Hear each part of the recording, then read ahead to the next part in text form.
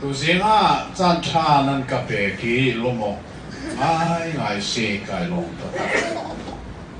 pathian be sim hi e ma ne kai thim mi silovin pathian ne apia chim dingi akau cha hen karian di ka se zingai kanun na kha thil tam pi au tu liao cho kan thei ban tu kin kan phona ole ya zai thil la chung bi kha kan hu chiao i chu nuwa chon kan or le ku ta hen bible kho se lo kan ke le ku kan phone ne ole ya thil a chan mi a kan chim liao a bible cha zai tin na chu thil chu a chan zai wa na chu thil chu chan ti mi hi kan ngat a her na nai ke khan phone chunga ka mu mi cha pakhat chu America rame falam le ya pasita atun mi how sheda se ke ben ka ban pil se fremang ni atil ni Facebook ka so we chu kai ka mu mi ni kanun na alaw ter nga ngai pakhat chu Jerusalem khwa avai thum na temple dir antim changa timi tho atil ni ka mu ani he falam le ya chun rin changa ngai mi pakhat si olei chong thilum tu ning la bible thilum tu ning zong fel ten amal mi pa si dia ka su mi pa se masuk ke dalam real tu kan oh simo Jerusalem kuai avai thum nak temple adir tatak Asia hinsun Jisu amit yang laka racang lah ina kasimu ika kanun na kakatokna baik kan thei chiao ban to ken edi som saria khan Jerusalem chu aro Jisu ne anun liawa temple I an rakal liawa en alam kal tu na ne boita so mani temple hi an sak ne hi zai thukuna aro pi ayen ngan ni anti Jisu na le nak so nan mu mo hi temple lung rual vel te ho chim lo mi pakhat malom lai lo at chim di chik chak Jisu ne kana no le wala chim song e vai la me antai akum som li nak ba kha chu bia sa thingi edi som saria Jerusalem cho ro ki kha temple kha Jisu chim ning ten an chim den tholi nen ni tiang adi ti lo chu so khro ha tong khan sa ko som ni le pariata Israel chu independent na mui juena unia ti mat piwin ram pakhara achaulan ro khan temple chu dir an tim pengko asinan an dir khori lo arwang pakhat chu temple an dir nak ding muna khan Muslim pol ni an biakin an ma ne chimlinga mok an nak dir sa kani kana don pengna ma chu chu project chaki temple chu tu dir an tim pengi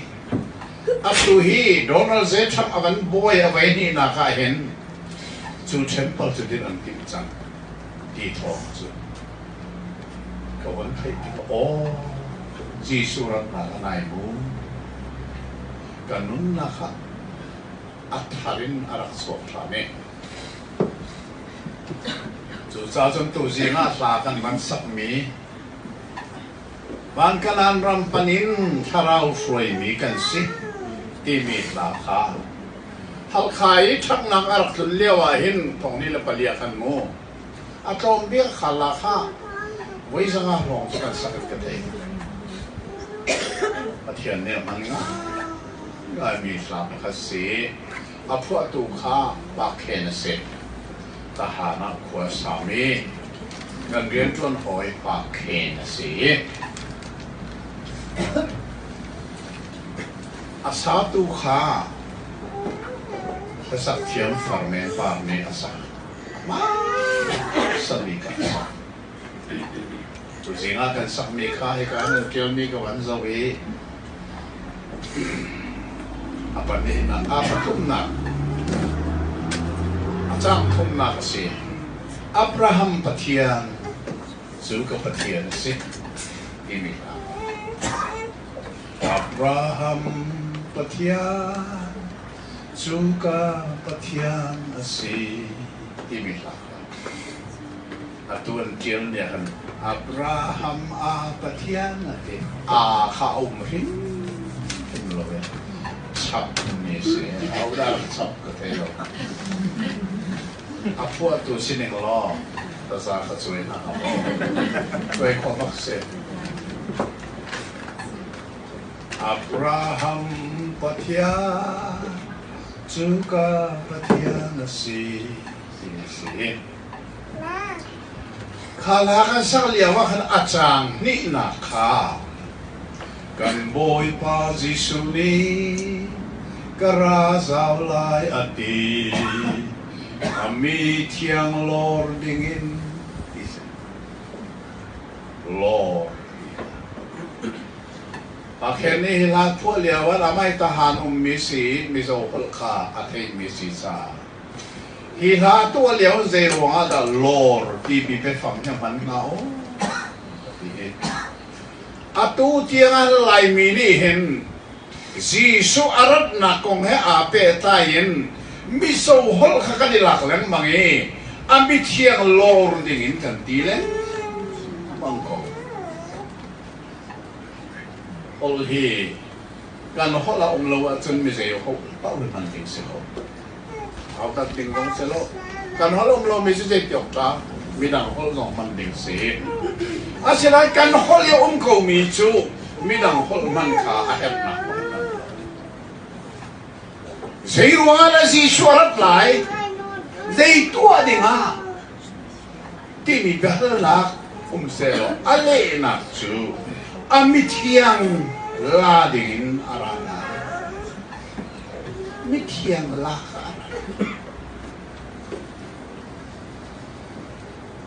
zai ruang la amitiang chu la ka her ka be hal na ka be pila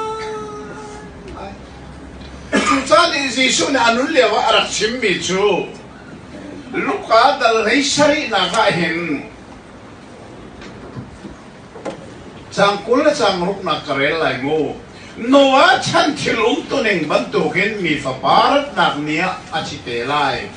Noa kakwang chunga alui tilian arak luntika anti ilak in aku di nanika apak lantiang an ay anding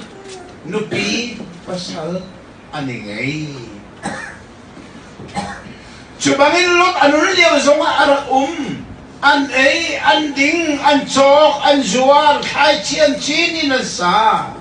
asin ang sodom kwen lot at chua niya kan van in meile kat ka arak suri at hadi Subangin mi papa alang niya sun asitela Zero ala Jisu ni arat na kong he ape tayin Noe chan le lat chan ka ala tia chun Noe chan ni misual vial an sual ning ka atitukin Choro nga patiyan ni achim min befang la ka chen siya wata di chun Minong kasermi ka ngay chi Patiyan tinulong e fak tokin angay chi mi minong karaksa hitlok tiang ni aswal ning mi minong mo karaksa Chucha chun ka shodi lai Iga patiyan niya timi Chen no eh chan mi sual ka pathian ni so atim tika tilian mangin dan tat so di atim tika khathil atlun sana khan zaina tung masa noale in sungkhar kha himna asme kwang sunga uzingai karel mi bible kwang katimo kalian ni Bible kuang kati, tilong kati rim lo, kati lo nak atsana umi. Bible dah fangai cha, te nasi kau sungin kasau uve, nawani aser mi kuang le. Moses anuni afapa Moses tunak dengi aser mi kuang le. Sinai tang chunga pathian ni Moses sina pek mi nol pek pra lungka pania tiel mi chia nak denga an ser mi tuang kha adi lakin merang cha ak r mo ARK ak adi lakin chu sa sun pakhat kha ti long kan ti adi ang ti long ti hau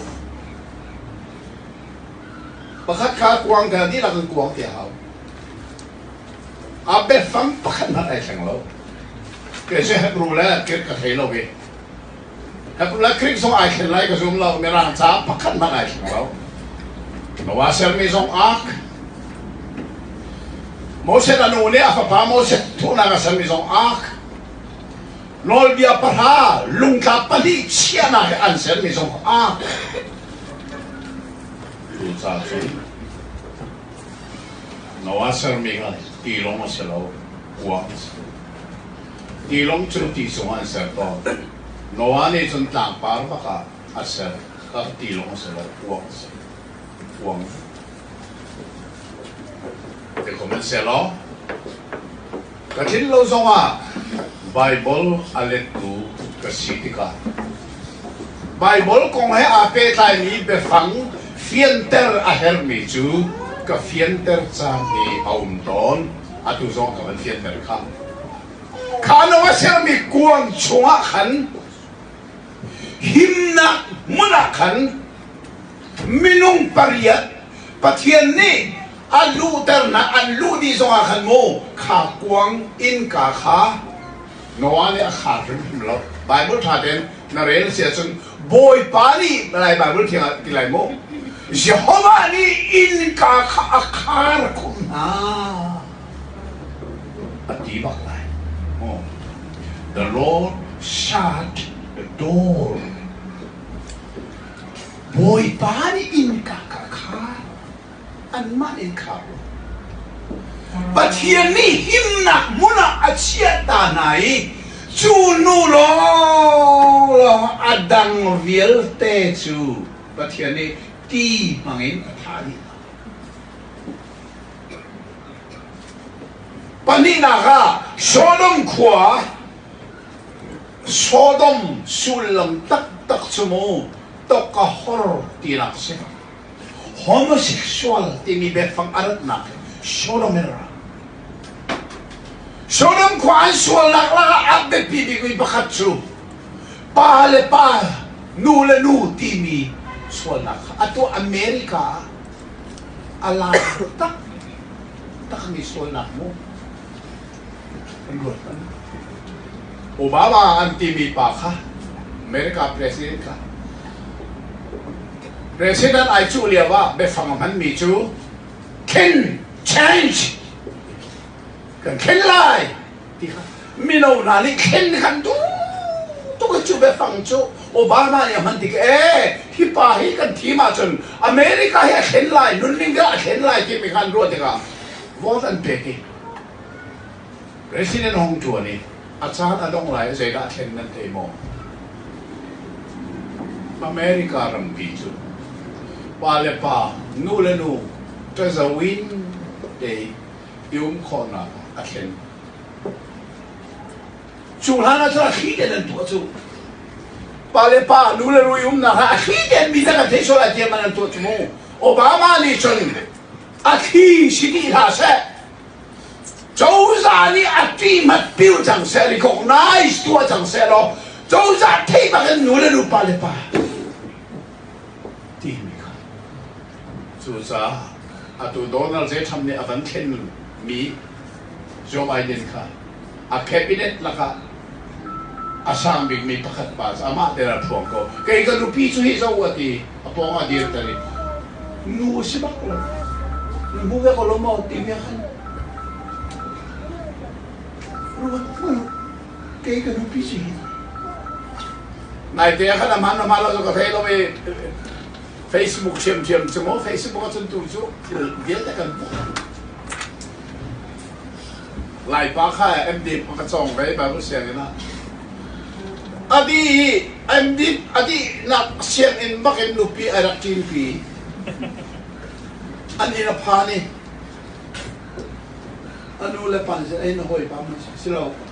ka lupi si lai pani kan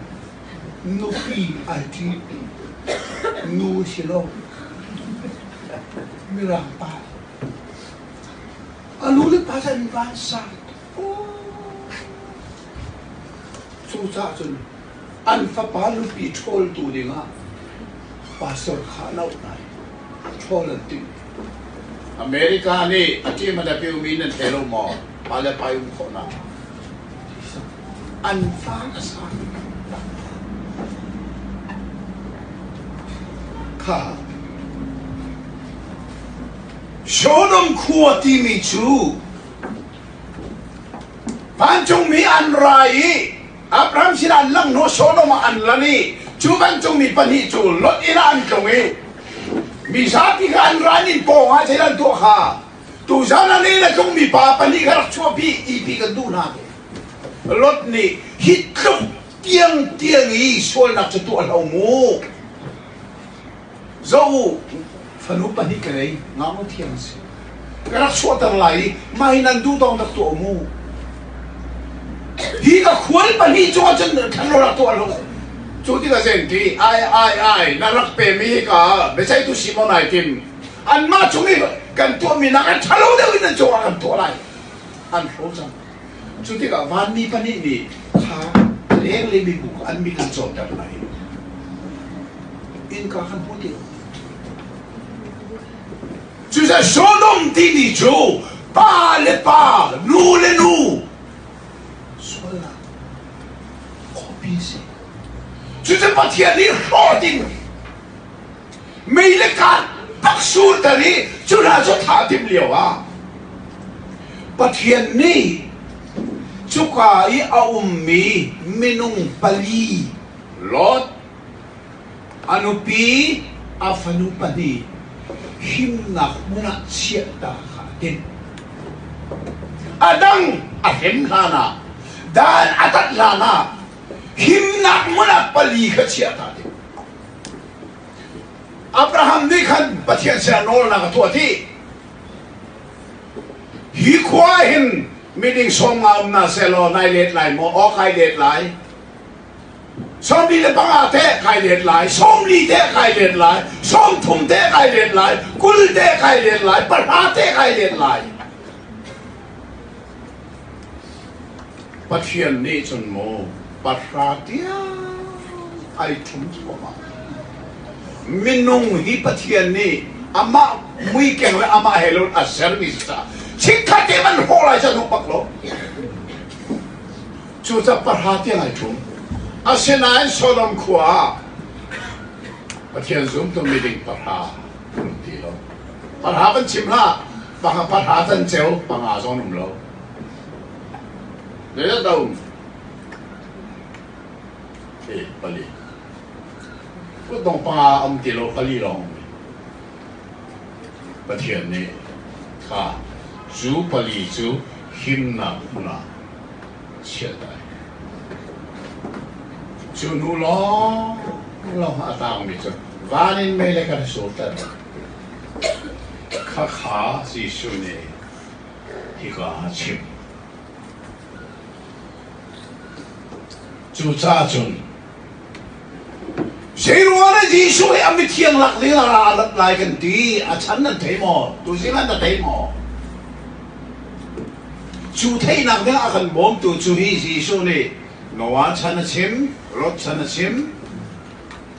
Noah chan mi sual na cho ti lian mangi tha di a tim ti ka minung pariet ka him nak kuang chunga a chia ta nai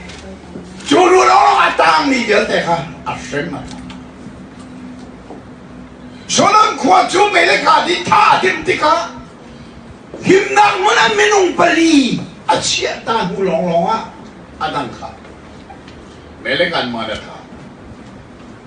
deroda Yesus yara lai ganti itu amit yang lain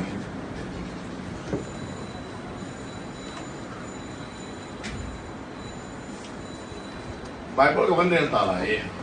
Kaya din mi Bible hilai Bible tiang a lo mi lo te si cha.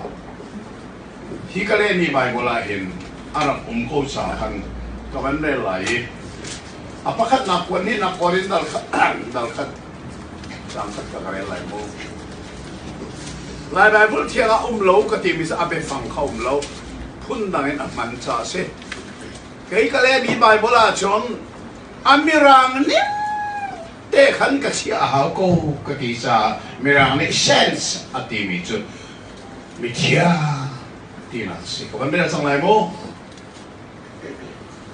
pathian do lengin si su khri lam kal tu pol le kan u na ti mo the ni ko ni na ong mi pathian ko ron le akai ram di la kan mi thiang vial te sina mi thiang ti be faung ti Bible ni apan Efesa dal khat cha khat kare than ri lai pathian du le ji su khri lam kal tu simi ke ma pol ni Efesa mi thiang na le zoi Efesa khoi mi thiang na obai thum na kare ri lai Philippi dal khat cha khat ji su khri cha tim misal pol ti mo the ni Philippia mi Crazy suat mithiang vialte. Tu jenga sana sukan John mi Kolos kawander than lai lakat sangkat pathian tu ni si sukri lam kal tu simi kai ma pol le kadura pati mo the ni Kolos kwa mi kriya mithiang asimi so Bible la Korin ko mithiang Efesa ko mithiang Philippi ko mithiang Kolos ko mithiang Ka amithiang na ka la dingin Jisu daray Mitampini ang ruasol ipakat sa Jisu arat ti volay dong asirwa ti ang ruasol Silo volay dong asirwa minum laylo Jisu arat yo volay adong him lalaw ni amani ter sokwa amani la tana di kulay ko siktal na furtan na thaltan to amani ter umrilay volay adong rilay lo adong ding di so zang fa na ta adong lai zang fa na in ka khar selai Amithiang ka alak na lai himnak muna siata lai zairuanga nihina Europe ram vialte America ram vialte kri faram masa asinain biakin vialte tamdo alomi ai pumium tilawin Bible ni achim ning tein an pathian chen nung le an chi mu mi thei mi tong mi thil materialism mera nen ti an ne an pathian chen thil kha pathian ne kal ta cho cho lao se vet pathian ni ning chang ten nu le pa hi ki to ni te fa ngai di akan ser mi ka kal ta sa win so pa le pa nu le chut cái atur nom chang mi volei hi pathian ni nan ta tim nan ta tim be kham na rel sia chon pathian thin hun na hai pasari volei chuan an toi lai hai pakhan nu pakhan an toi ti la se thila sang mar khale te mo chua thin hun na hai pathian ni volei a toi tim ti ka a toi ha na amithiang ka wahi hinna una sia atim sa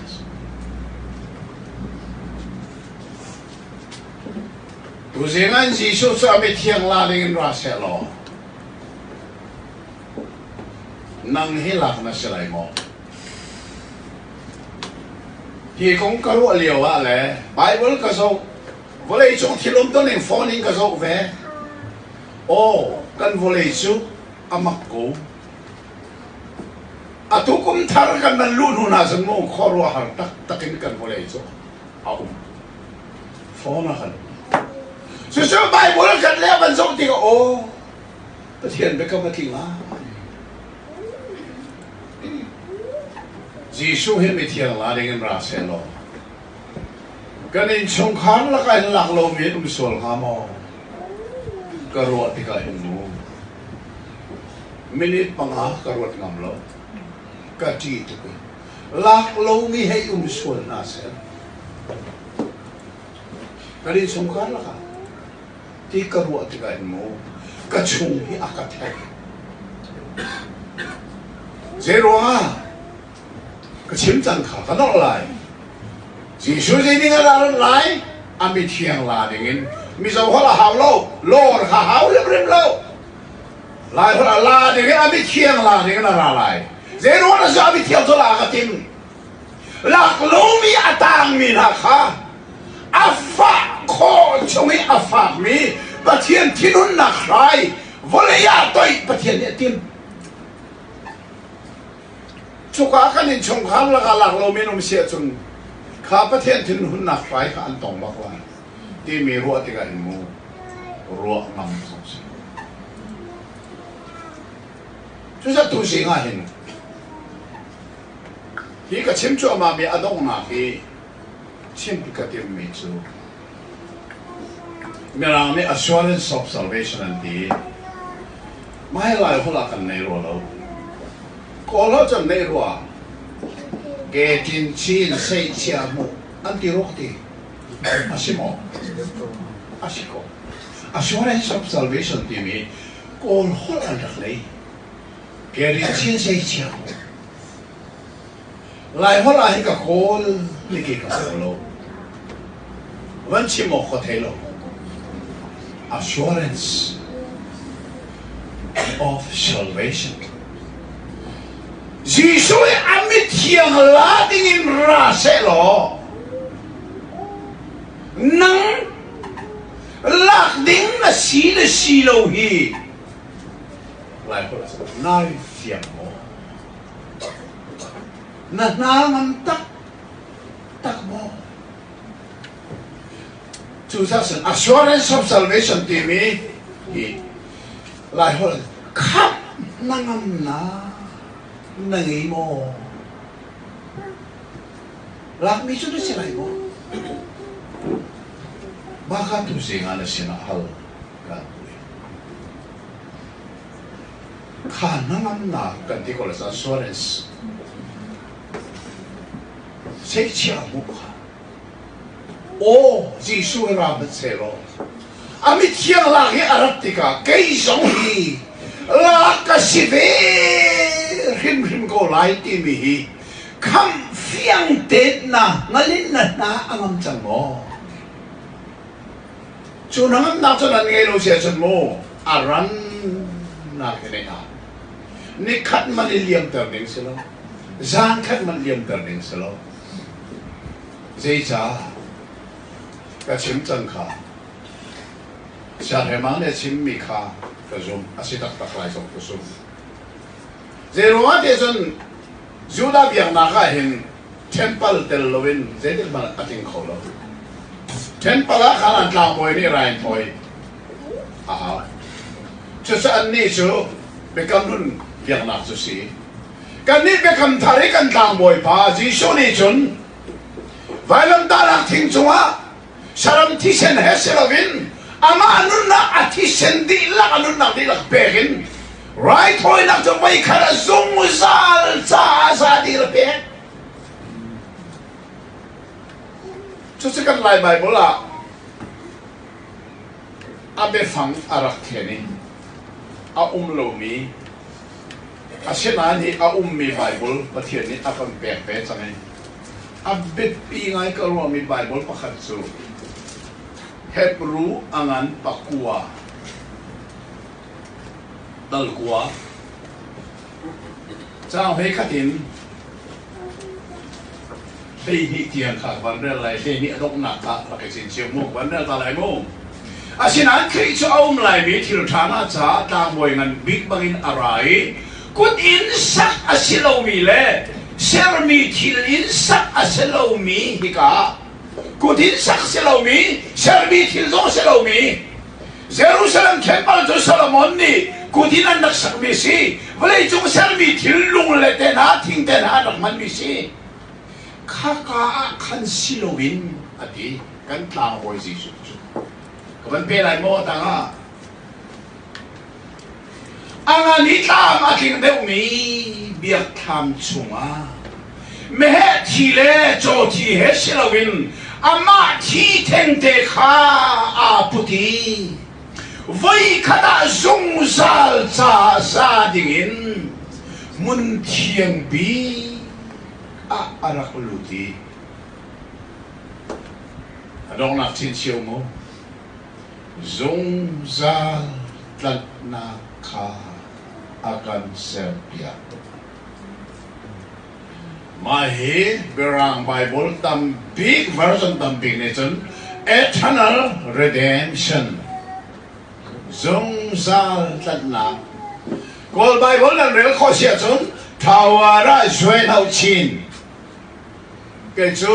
còn hồi lấy cái thiểm bắc lộ chú mô rèn cũng cho nặng không có hồi cái thiểm lộ có phải lên có hồi lộ chứ à xin anh khó hoàn sự mấy chú bài vốn cái cho nặng còn hồi cái real tâm bị bao cái chín xia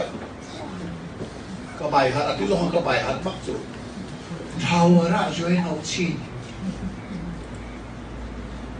mi sau bài vốn là chốn chặt thua nó thân na phá lắm bài vốn là chốn cùng khó khăn na Zung zal tanah ka akan serpia.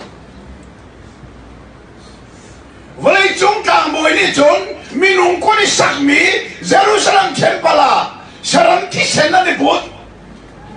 Jo ti sen, me ti sen, tu ti sen na ni puti. Mun tiang big an valuti. Pathian nol bia abuari lungi ti lang yan cheding mi ka lung che thi nak an ruột kho nak ha saram thi senin an manoli pathian an ha ta ke ap chol ha sia chun khatlang moi sin hat pathian ni bakal lo kanol bia boy thi la ke luan cheding mi chunga na kut padi ka thim lo Jehovah Shalom thi lai bu Shalom is Hebrew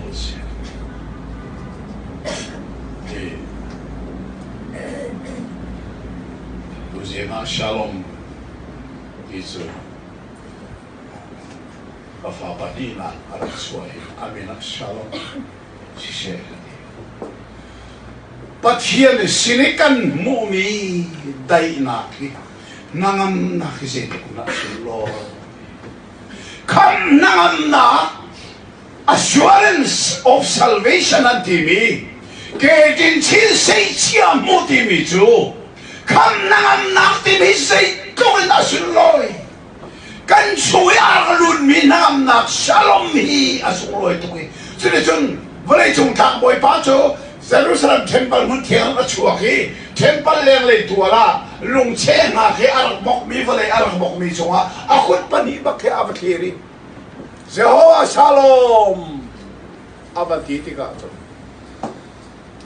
Pathian nola buar be sola sero adua tina kalungan setting me arak termit ko mam atin pan talaw na kabel de su bia shalom ti mi bia anana luktika at suwiti na kabel de at ho di su mi sol pa so ahong itowe lang moy pa kut ka anam ta langam pe na ina shalom no mas dai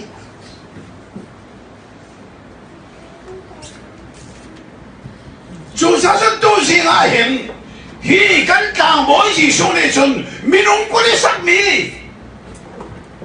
temple alud velo ani chu ko di sak lo mi ko la ya van temple mun thiang ha ze heda lu Boleh sungtang boleh seram tisen lut, ani cua seram tisen silavin, ama tisen teng, teka aputi, voi kada sungsal ca dingin, muntiang pikakan abaludi, sungsal lanukna akan serf. Mai thong trai da thea su Pathian nolbia abuari lungin thila ke an shedding mi vole arak boki acha apek mi saram thisen kha Pathian ni achau lai mo chau lai lo ti mi arak ngak mi pa kha ta boy pa thisen apek piak tu kha rak kire achunga khula khiri Jehovah Shalom avanti ti ka at sumiti nak bial te tin kha nak bial te kha min mai pi kha atiani at sunga dai na nangam na he ila tu zingai di suhira se lo amit hiang la dingin ra se lo lang na si tak lai mo tini na chunga sei chia mo chu o mo assurance di mi cho ông tak mo nai phiền tak mo chỉ cũng karwa hin sim tang kha Pero chung khar la kan lak lo ding mi sual se ti karwa ti kai mo karwa nam te cha achan de kan nai ki cha Jerusalem temple to Zeruanda city me ka ban thian ter ta lai mo mi thiam ala Pakahin mo, volay chunga hin til pa ni automatic in omcholding mi chu, pakat na ka. Setan ti mi chu, at hon na ka za aman changlay. Jay sa ato sa mga korilo chu. Jadi lalong tiang charaw niya to. Pakat na tiang charaw ngay chu zoom to ni kandong. Zoom to ni sa tiang kanila ki setan niya tibig ni sa tiang kanila ki setan di arian to na alang tanding mi kan kamri ato chu sa setan rian to na akam tu zoom to la tiang karaw hi la asiti ka chun setan chu sa bak alo ngay nang boleh chunga man chang lai boleh chunga hi pakat na ukna pakat one state ukna pakat ato alai pani na ka piak na Makat, mahi Muslim berserai dia tu. Oh, atui. Amerika dong an san nak pikir Muslim. Jadi jangan teko lama. Ani Muslim tu mi pakat ni lupi pengangai kau si semua. Zong nak tadi orang lagi tu. Angkat. Amerika Muslim angkat ni. Culakan ma Amerika ni so. Bandut tu. Nule pa ni ngay zonga an nuni fa poi mi kan ta chu ka zo win den ta kho la mo khato la den te tu van ro tu fa lai din mi zo an ta chu atua aban du mi zo sai pa ni nu du ti lo nu di pa du ti lo pa le pa o mo ti fa ne lai mo ne zum mo nu la nu me fa ne lai mo Chu sa Amerika ram le zuru plam himu minung hi antlom chilang at himian dam phone hin na này cắt đi đâu chút tiếc là Muslim police là nụ pi pangan đấy dù phải đấy bắc chứ sao tuan dù lúc làm ăn thiên thà ô Muslim ramakan ramasan anti Amerika dù lúc là chun Jesus arat baki volei cho setan ni tilpani tuan yang miuk nak pakat biak nak pakat boleh tu pasal masuk adon tu tu siang tarau le kan masuk tu si patien betak adon pasal adon tu lah kasi pakatun cuman tu sen boleh cungcang karuang akan patien ni atin hun nak song tu boleh atoi tim nak si katikan boleh cuma nak pakat biak nak pakat tu atikakan就是sarang Bible sarang atimika 주 사랑 주 템플 총아 아디르 라게 바이블에 침주대 주가 디르나리 템플 저도 해 우리로 주 저서 아토 히 제루살렘 템플 주 디르 김창주 나로 사랑 아디르나 템플 주 제루살렘 디르 김창 주자 주